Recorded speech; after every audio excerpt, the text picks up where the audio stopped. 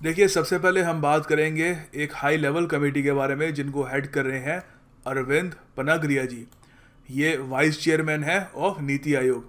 देखिए, देश में इस वक्त बहुत ही बड़े मेजर इंफ्रास्ट्रक्चर प्रोजेक्ट्स इस वक्त अंडरवे हैं।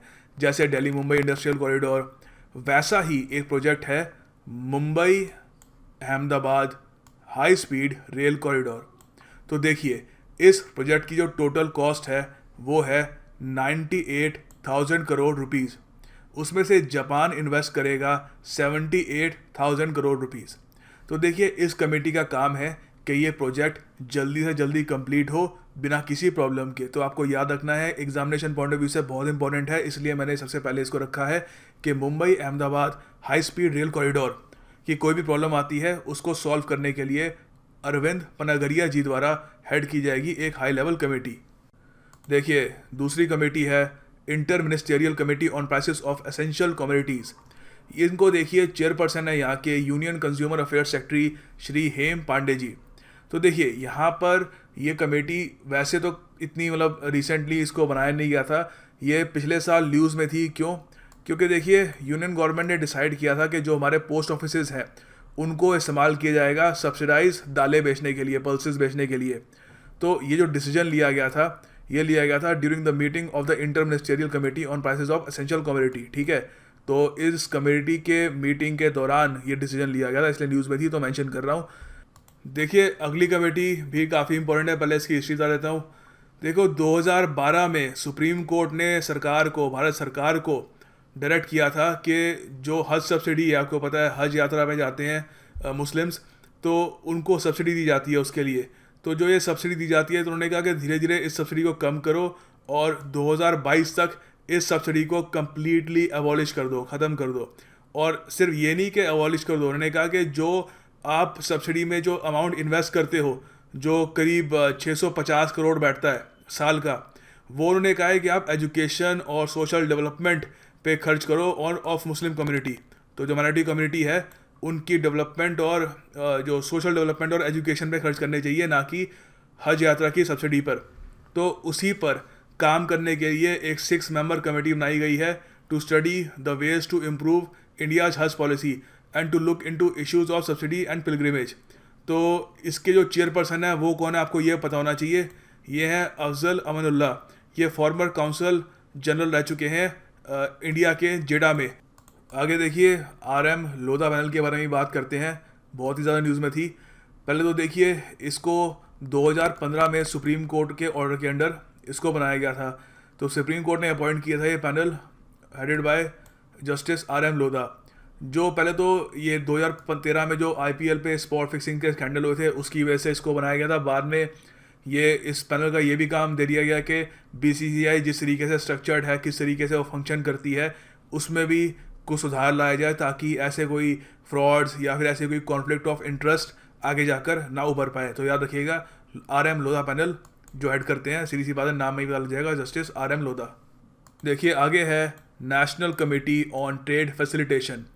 वैसे कोई इसका खास कार्य नहीं है। देखिए, इंडिया ने 2016 में अप्रैल के महीने में वर्ल्ड ट्रेड ऑर्गेनाइजेशन का agreement on trade facilitation ratify किया, मतलब साइन किया उस पर।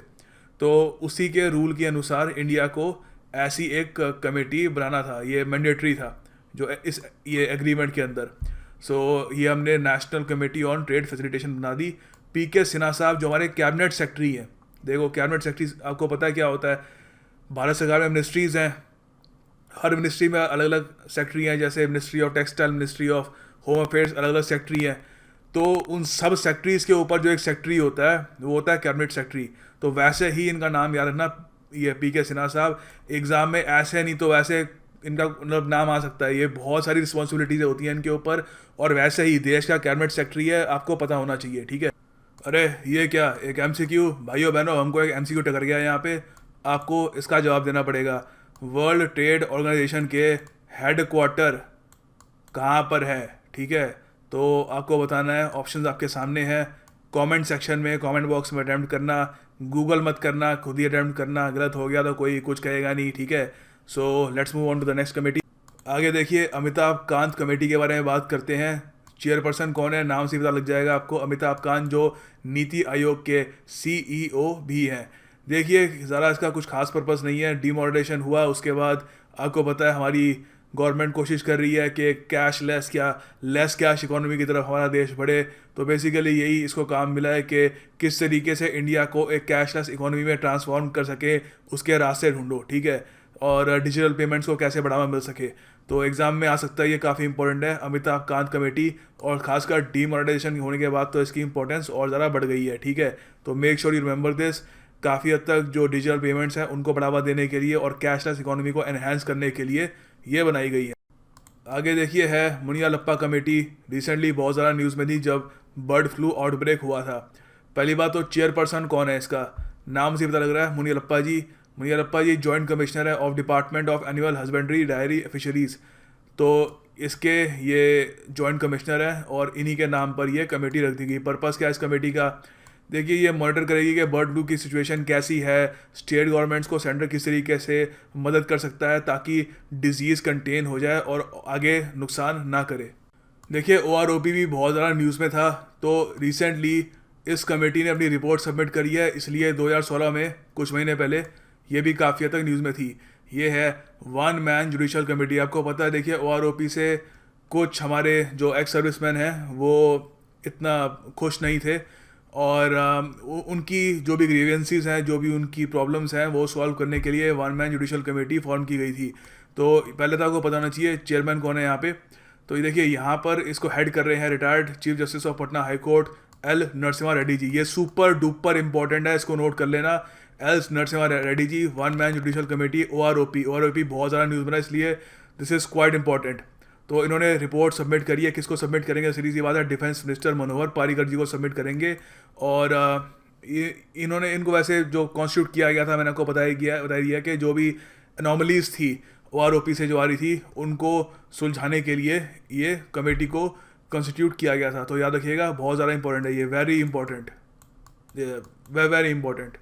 देखिए ये एक और सुपर इंपॉर्टेंट कमेटी है KS वालिया कमेटी। आपको ये तो पता ही होगा कि माना जाता है कि सरस्वती रिवर थी, मिथिकल रिवर, आज तो एग्जिस्ट नहीं करती, दिखती नहीं है, मगर माना जाता था कि एक ज़माने में वो थी और बाद में कुछ मतलब जियोलॉजिकल कारण की वजह से वो थोड़ा छुप गई। सो यहाँ पर देखिए इस कमेटी को ये काम दिया गया था कि रिसर्च करेगी कि क्या सच में सरस्वती नदी एग्जिस्ट करती थी या नहीं। तो पहली बात, ये हेड कौन कर रहा है इस कमेटी को, प्रोफेसर KS वालिया जी, ठीक है, पहली बात। दूसरी बात जो है, इन्होंने रिपोर्ट सबमिट करी है to union water resources ministry और उस रिपोर्ट में काफ़ी हद तक इन्होंने बताया है कि जी हाँ सरस्वती नदी के कुछ हमको एक एविडेंस मिला है कि वो एग्जिस्ट करती थी और अब आगे सरकार देखेगी कि उनको क्या करना है। देखिए कुछ महीने पहले the insolvency and bankruptcy board of India ने 2 कमेटी फॉर्म करी, दोनों की दोनों इंपॉर्टेंट है, ठीक है। पहली कमेटी का नाम है the advisory committee on services. इनके चेयरपर्सन है एजुकेशनलिस्ट मोहनदास पाई जी। इस कमेटी का काम है टू प्रोवाइड इनपुट्स ऑन ये सर्विस प्रोवाइडर्स और कॉर्पोरेट लिक्विडेशन। तो जो मोहनदास पाई जी वाली कमेटी है जिसको ये हेड कर रहे हैं वो ऑन सर्विसेज काम करेगी, जो दूसरी है वो कॉर्पोरेट लिक्विडेशन पे काम करेगी, वो बताता हूँ अभी आप। देखो अब एक तो वो मोहनदास पाई जी वाली हो गई, दूसरी जो है insolvency and bankruptcy board of India के अंदर जो कमेटी बनाई गई है वो है the advisory committee on corporate insolvency and liquidation, ठीक है। तो इनके चेयरपर्सन है, बहुत ही फेमस आदमी है, ये एग्जीक्यूटिव वाइस चेयरमैन है और मैनेजिंग डायरेक्टर है कोटक महिंद्रा बैंक के, इनका नाम है उदय कोटक। तो ये बेसिकली ये इनपुट्स प्रोवाइड करेंगे ऑन सर्विस प्रोवाइडर्स एंड ये कॉर्पोरेट लिक्विडेशन। तो आपको basic examination point of view से याद रखना है कि insolvency and bankruptcy board of India के अंडर ये 2 कमेटी बनी है और दोनों के चेयरपर्सन कौन है, एक तो है उदय कोटक जी और दूसरे हैं मोहनदास पाई जी। अरे एक और MCQ, देखिए इसको भी हमको सॉल्व करना पड़ेगा। आपको बताना है कि insolvency and bankruptcy board of India के चेयरपर्सन कौन है। देखो insolvency and bankruptcy board of India को एस्टैब्लिश किया गया था 1 अक्टूबर 2016 को। तो इस बार जो प्रिलिमिनरी एग्जामिनेशन आएंगे या कोई भी बैंक वगैरह का एग्ज़ाम आता है उसमें भी इससे क्वेश्चन आने के चांसेस काफ़ी हाई है। तो आप इसको अटैम्प्ट करिए क्वेश्चन में नहीं, कमेंट बॉक्स में अटैम्प्ट करिए और make sure to not use Google. ठीक है, मैं कोशिश करूँगा कि इस पूरी जो ये वीडियो है इसकी PDF आपको प्रोवाइड कर दूँ कमेंट सेक्शन में, और उसमें आंसर्स भी होंगे। देखिए अगली कमेटी है special committee for interlinking of reverse. तो इसका पर्पस क्या है? पहली बात तो ये देखिए, इसको अप्रूवल दिया गया था यूनियन कैबिनेट द्वारा, ताकि जो इंटरलिंकिंग ऑफ रिवर प्रोजेक्ट्स है अंडर नेशनल पर्सपेक्टिव प्लान 1980 इसको कैरी आउट किया जाए। और इसको बनाने का एक रीज़न ये भी है, 2012 में सुप्रीम कोर्ट के ऑर्डर आए थे इसको, ठीक है, ताकि क्यों तो उन्होंने गवर्नमेंट को कहा था कि एक स्पेशल एक कमेटी कॉन्स्टिट्यूट करो फॉर इंटरलिंकिंग ऑफ रिवर्स, तो ये कमेटी उनको बनानी पड़ी। आगे देखिए, ये एक के बाद एक दो सुपर इंपॉर्टेंट कमेटी के बारे में आपको बताऊंगा। दोनों के जो चेयरपर्सन है वो है आंध्र प्रदेश के चीफ मिनिस्टर चंद्रबाबू नायडू जी। तो देखिए ये 13 मेंबर कमेटी है on promotion of cashless society and digital economy. तो जो अमिताभ कांत वाली कमेटी है ऑलमोस्ट सिमिलर काम ही करेगी ये। तो बेसिकली फाइनेंशियल इंक्लूजन जो होता है, इंक्लूजन मतलब सब लोग के पास बैंक खाते हो, सब लोगों के पास डेबिट कार्ड हो, सब लोग ऑनलाइन ट्रांजेक्शन करें, एक तो ये हो। दूसरा है ट्रांसपेरेंसी और हेल्दी फाइनेंशियल इकोसिस्टम हो all over in the country, एक तो ये है। दूसरा के जो डिजिटल पेमेंट्स हैं उनको बूस्ट मिले, और जो स्मॉल बिजनेसमैन हैं उनको भी प्रोत्साहन किया जाए कि आप ये डिजिटल पेमेंट्स किया जाए। सो ये एक तो ये है, ठीक है। और दूसरी एक और है, बताता हूँ। आगे देखो, एक और कमेटी है sub committee of chief ministers of 5 states. ये भी बहुत ज़्यादा ज़रूरी है। देखो पहली बात तो इस सब कमेटी का काम क्या है। देखो विमुद्रीकरण हुआ, बहुत बड़ा उसका इम्पैक्ट हुआ, काफ़ी हद तक जो ग्राउंड लेवल पे लोगों का बिजनेस करने का तरीका था वो अब बदलेगा। तो इसके जो इम्पैक्ट हुए हैं, जो इसके रेपरकशंस होंगे, उससे निपटने के लिए इस कमेटी को फॉर्म किया गया था। तो 5 चीफ मिनिस्टर्स की कमेटी है ये हेड की जाएगी हमारे ये आंध्र प्रदेश के चीफ मिनिस्टर चंद्रबाबू नायडू द्वारा। और बाकी कौन कौन सी स्टेट्स हैं इसमें? बिहार, कर्नाटका, असम, महाराष्ट्र। तो ये सब पार्ट है कमेटी के, हेड करेंगे आंध्र प्रदेश के CM। तो आपको याद रखना है डिमोनेटाइजेशन के बाद ये भी एक काफ़ी इंपॉर्टेंट कमेटी बन गई है। आगे देखिए, ये भी एक वेरी इंपॉर्टेंट कमेटी है इंडस वाटर ट्रीटी से related, high level inter ministerial task force, ठीक है, to look into all the strategic aspects of Indus water treaty with Pakistan. तो बहुत ही पावरफुल कमेटी है। क्यों है बताता हूँ। पहली बात तो देखिए, जो चेयरपर्सन है इस कमेटी के वो है प्रधानमंत्री के principal chief secretary Nripendra Mishra ji, ठीक है। सो पहली बात तो, और ये दूसरी बात तो, जो भी डिसीजन मेकिंग होगी इंडिया की तरफ से, जो हम निर्णय लेंगे इंडस वाटर ट्रीटी के रिगार्डिंग, वो काफ़ी हद तक ये जो टास्क फोर्स है ये डिसाइड करेगी। The mandate of the task force is to take all important strategic and policy making decisions, thus it will be an all powerful body which will take decisions regarding the treaty. तो सारे जो treaty से regarding decisions होंगे India की तरफ से, बहुत ही powerful एक टास्क फोर्स है, इसलिए इसमें दोभाल साहब भी मेंबर है इसके, ठीक है। तो सुपर इंपॉर्टेंट है, याद रखना है इसको। देखिए आगे एक और कमेटी है ऑन डिजिटल पेमेंट्स। कमेटी का नाम है कमेटी ऑन डिजिटल पेमेंट्स। इसके चेयरपर्सन हैं रतन P वतल साहब, एक्स फाइनेंस सेक्रेटरी हैं, रह चुके हैं। तो देखिए ये पहले तो अभी रिसेंटली इसको नहीं बनाया गया था, मगर इसने अपनी जो रिपोर्ट है, फाइनल रिपोर्ट, वो सबमिट करी है यूनियन फाइनेंस मिनिस्ट्री को। तो इसलिए काफ़ी हद तक न्यूज़ में थी है रिसेंटली। और उसके अलावा देखिए इस जो कमेटी है इसको बनाने का रीज़न यही था, पहले तो ये इस कमेटी को देखना था कि देश में किस तरीके से अभी पेमेंट सिस्टम काम कर रहे हैं और किस तरीके से डिजिटल पेमेंट्स को हम एनकरेज कर सकते हैं, क्या अप्रोप्रिएट मेजर्स होंगे डिजिटल पेमेंट्स को एनकरेज करने के लिए। देखिए एक और काफ़ी इंपॉर्टेंट यहाँ पे कमेटी है, इसे देखिए बनाया था ministry of law and justice ने। हाई लेवल कमेटी है, इसके चेयरपर्सन है जस्टिस BN श्रीकृष्णा जी। देखिए इस कमेटी का काम है कि इंडिया में आर्बिट्रेशन मैकेनिज्म को एक्सेलरेट करना, मतलब कि दो कंपनीज के बीच में कोई विवाद होता है, कोई डिस्प्यूट होता है, तो उनको सॉल्व करने का एक प्रॉपर मैकेनिज्म हो जिससे वो इजीली एक सॉल्व कर सके और आगे बढ़ सके, जिससे एक काफ़ी हद तक डेवलपमेंट को हिंडर ना करे। तो ये अपने आप में काफ़ी एक इम्पॉर्टेंट कमेटी है, अब याद रखिएगा। चेयरपर्सन है इसके जस्टिस BN श्रीकृष्णा जी। देखिए आने वाली कमेटी इस वक्त तो इतनी इम्पोर्टेंट नहीं है, मगर अगर कोई अमेंडमेंट आ जाता है एक सर्टन बिल में, बताऊंगा अभी, तो काफ़ी बहुत ज़्यादा न्यूज़ में आएगी ये। देखिए कमेटी का नाम है the fiscal responsibility and budget management committee. इसके जो चेयरपर्सन है वो है farmer member of parliament and farmer revenue and expenditure secretary NK Singh. इस जो कमेटी है इसका काम ये है, इन्होंने रिसेंटली एक्चुअली एक बहुत ही लंबी 4 वॉल्यूम लंबी रिपोर्ट सबमिट करी है, जिसे FRBM physical responsibility and budget management का जो एक्ट है 2013 का, उसमें जो जो हम चेंजेस ला सकते हैं थ्रू एन अमेंडमेंट, उसकी एक रिपोर्ट सबमिट करी है to the union finance minister Arun Jaitley जी।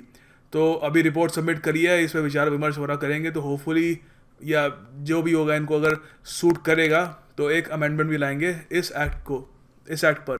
देखिए अगली कमेटी का नाम है committee to assess availability utilisation of Mahanadi and its tributaries. तो महानदी जो नदी है और उसकी जो ट्रिब्यूटरीज है उसकी किस तरीके से हम यूटिलाइजेशन करें, उसके लिए ये बनाई गई है कमेटी। तो इसके जो चेयरपर्सन होंगे एक मेंबर होंगे ऑफ सेंट्रल वाटर कमीशन, जो भी उनको सूट करेगा वहाँ से एक मेंबर ले लेंगे। तो देखिए पर्पस क्या है इसका। The union ministry of water resources, river development and Ganga rejuvenation has constituted a negotiations committee to assess availability and utilization of waters of Mahanadi and its tributaries. तो basically union ministry of water resources, river development and Ganga rejuvenation ने मिलकर ये committee बनाई है ताकि महानदी की proper utilisation हो सके, महानदी और उसकी ट्रिब्यूटरीज। देखिए ये कमेटी बहुत ही ज़्यादा न्यूज़ में थी रिसेंटली, आपने भी इसके बारे में ज़रूर सुना होगा। इंजिती श्रीनिवास जी फॉर्मर जॉइंट सेक्रेटरी थे स्पोर्ट्स मिनिस्ट्री के। जॉइंट सेक्रेटरी देखो, अभी हमने कैबिनेट सेक्रेटरी की बात की थी कुछ काफ़ी सारी कमेटीज़ पहले का कैबिनेट सेक्रेटरी। तो कैबिनेट सेक्रेटरी के नीचे सेक्रेटरीज आते हैं, सेक्रेटरी के नीचे आता है एडिशनल सेक्रेटरी, एडिशनल सेक्रेटरी के नीचे आता है जॉइंट सेक्रेटरी। तो ये स्पोर्ट्स मिनिस्ट्री के फॉर्मर जॉइंट सेक्रेटरी थे।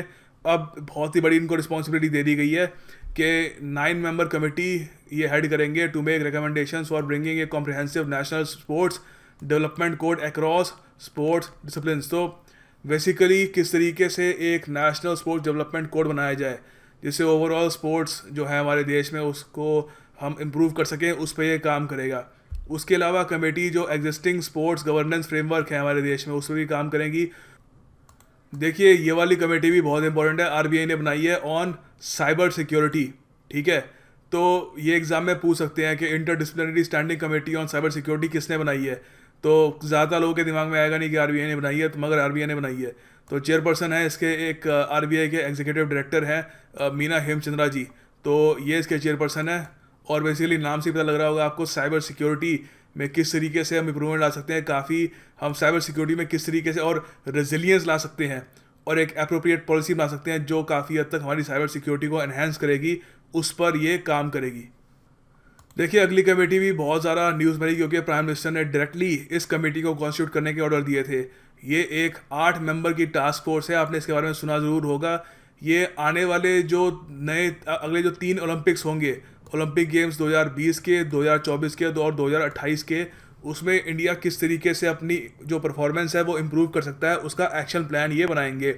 तो इसके जो चेयरपर्सन तो कोई स्पेसिफिक नहीं बताया अभी, मगर जो टास्क फोर्स है उसमें बहुत ही बड़े बड़े नाम हैं। Gopi Chand ji Abhinav Bindra India's first gold medalist अकेले हैं, और उसके अलावा बहुत सारे फेमस स्पोर्ट्स पर्सनैलिटीज़ इस पूरी टास्क फोर्स के मेंबर होंगे। तो पर्पस यही होगा कि इनको 3 महीने की ये कमेटी है, इनको रिपोर्ट सबमिट करनी है कि किस तरीके से हम इन आगे आने वाले ओलंपिक्स में अपनी परफॉर्मेंस इंप्रूव कर सकते हैं। देखिए प्रधानमंत्री जी ने डायरेक्ट इस कमेटी को अप्रूवल दिया है, तो जो फाइनल रिपोर्ट होगी वो PMO तक भेजी जाएगी। तो अपने आप में बहुत ही इंपॉर्टेंट कमेटी है, याद रखिएगा इसके बारे में। देखिए अगली कमेटी है working group on migration. Chairperson है इसके पार्था मुखोपाध्याय। देखिए ये एक 18 मेंबर वर्किंग कमेटी है जिनको कॉन्स्टिट्यूट किया गया था union ministry of housing and urban poverty elevation द्वारा। तो ये 2015 में इसको बनाया गया था। अभी रिसेंटली न्यूज़ में क्यों थी, क्योंकि इन्होंने अपनी रिपोर्ट सबमिट करी है कि जो भी माइग्रेंट पॉपुलेशन है हमारे देश में वो काफ़ी सब्सटैंशियल कंट्रीब्यूशन करते हैं इकोनॉमिक ग्रोथ की तरफ, और काफ़ी हद तक ज़रूरी है कि हम उनके कॉन्स्टिट्यूशनल राइट्स को प्रिजर्व करके रखें और सिक्योर भी करें। देखिए अगली कमेटी है sub committee of central advisory board of education. देखिए इसके चेयरपर्सन होंगे तेलंगाना के deputy chief minister and education minister Kadiyam Srihari. तो देखिए इस कमेटी का काम क्या है।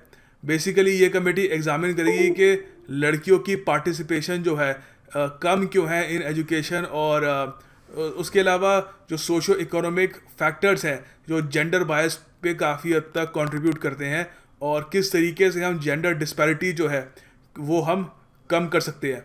तो इस पर ये काम करेगी।